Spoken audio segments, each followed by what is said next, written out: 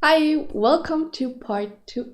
Hi, and welcome to part two of my intro into digital art. In this video, I will talk about graphic tablets. What are they? What kinds are there? Which one should you get? What brands? And so on. If you're new to this channel or this series of videos, hi, my name is Mary. I'm 22 and I've been using graphic tablets for a long time. I got my first tablet in elementary school. Make sure to check out part 1 if you haven't already. I talk about how I got into digital art and, general misconceptions that people might have about digital, and I'm trying to take the fear away a little bit of starting a new medium. So maybe that's something for you.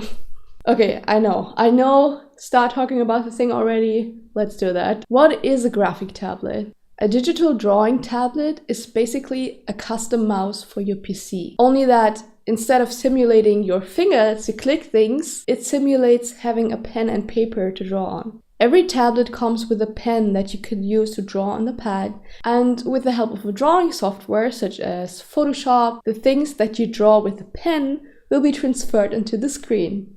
Yay! What types of tablets are there? I would categorize them into 3 types. The classic pen tablets, no built-in screen, just a pen and a pad to draw on. Then the screen tablets. These ones have a screen on their own, but they still need to be hooked to a PC. And mobile tablets. They generally don't have to be hooked to a PC because they are a PC on their own, which makes them very portable and also very expensive. Generally, out of the 3, pen tablets are the cheapest. They range from a small, super portable pad to something a little bit bigger and more comfortable. They are fairly uncomplicated to use. Usually, you just have one USB cable that you plug in and you're good. This makes them the kind of tablet that most people start out with. They are ideal for beginners, although it can be a little bit tricky to get into them because while drawing you look up at your computer monitor and not at your hands like you usually would, but you get used to that pretty quickly. Also, please don't think that these kind of tablets are for beginners only. There are a lot of professional artists that prefer working with a pen tablet over a tablet with a screen. Not being able to afford a screen or a mobile tablet will not keep you from being a good artist. I will talk about the different tablet brands that I recommend buying from a little later in the video. Let's talk about screen tablets now. What's the deal with them? In general, I'd say screen tablets are considered the professional tool for digital artists. As I said, you don't need one to be a professional, but nowadays they are kind of considered the standard for professional digital artists. Screen tablets are mostly stationary, which means it's pretty hard to just unplug them from your PC and carry them around to another location. Most screen tablets are pretty big and I wouldn't recommend carrying them around too much. They also usually come with a bunch of cables, at least one USB cable, a HDMI output, and a power plug. So it kind of makes sense to just set them up on your desk and that's that. There are smaller screen tablets out there. I own a Wacom 13 HD, which is quite portable if you needed it to be. I have carried it around before, like to my mom's house, for example, and it wasn't too much of a hassle, so yeah. I personally recommend you stay away from those things though. Don't waste your money on a small screen tablet, please. Don't do that. I bought this one because I didn't want to wait to save up more money to buy a bigger one, and I have definitely regretted that. Don't get me wrong, it's a good product. Wacom quality is amazing, but the size is just not good for someone who works on it a lot. If you don't work at your tablet every day for hours, then the size would probably be fine for you, but for me, I get wrist and back issues a lot because of the small screen, and in the long run, that's not good. Besides, nowadays there are a lot of other options. There are companies that give you a much bigger tablet for the same price. More on that later though, because lastly, let's get into mobile tablets. Okay, mobile tablets. These are probably the Ferrari amongst graphic tablets because they are freaking expensive. They are also pretty awesome.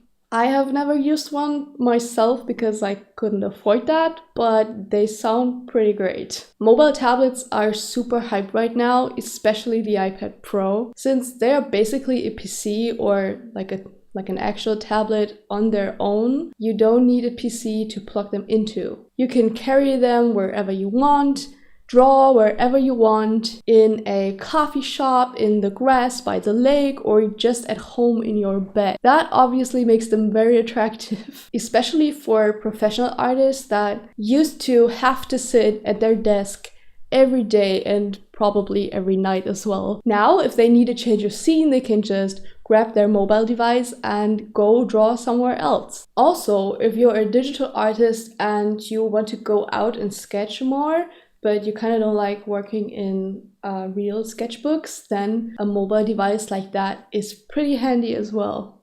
Do you need a mobile device like this though? No. Is it better than working on a large stationary tablet that is connected to a good PC? No. Obviously, it depends on what kind of artist you are and what kind of art you make. But I'd say most professional artists wouldn't be able to just rely on the iPad for doing all their professional work. I consider it more of an extra, like a nice add-on to your already existing digital art workstation. But if you're not a professional artist, that's another story. And if you have the extra buck or the extra $1,000, then sure, treat yourself. I know I would if I had the money. So, which tablet will you get? My recommendation for beginners is to get a nice pen tablet. There are cheaper ones out there if you want to try out digital, but you don't know yet if you're going to stick with it. Usually the ones that are cheaper are no-name brands, and they usually work totally fine, but if you want to go with a brand that has a name, I recommend the Huion 420 or the 680. If you want a bigger, very comfortable tablet that has a very good quality and a good brand name, you can go with Wacom. The Intuos lineup is very good. They have like the beginner Intuos versions who are still pretty pricey, to be honest. And they also go up to the pros. So you can go with Wacom Intuos, or if you want to go with the Wacom Intuos Pro, that's obviously going to be a lot more money there. They have their advantages though. But if you don't want to spend so much money on a pen tablet, definitely don't be afraid to go with no-name brands. Just make sure that if you buy them off of Amazon or somewhere, that you read the reviews and really see what you're getting. Make sure to check that they have a driver, because if you don't have a driver for your tablet, that might be a problem.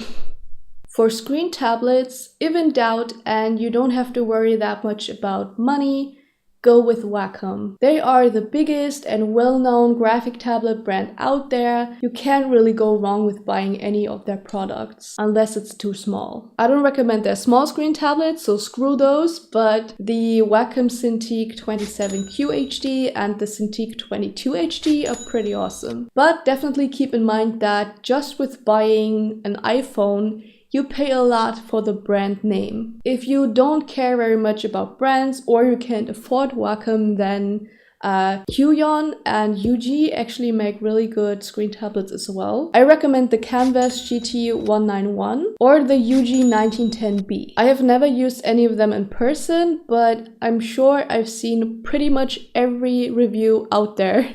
And they have definitely convinced me, especially the Huion products. If I had money, I would buy them. If you fell in love with the idea of a mobile device, and again, I haven't used them personally yet, but I've seen the reviews, I'd go with the iPad Pro and the Apple Pencil. It is expensive though, but I think they are working on cheaper options as well with less memory and things like that. There's also a Wacom line of mobile tablets. They have like the older versions and they just came out with a new line. So I guess they are worth checking out as well. I haven't seen too much on them though, so I'm not really comfortable giving an opinion on them yet. I think they are more of a hybrid between a tablet that you can plug into a PC and one that you can carry around. I just saw that they are very, very, very expensive. So instead of buying one of those tablets, you could actually buy a car.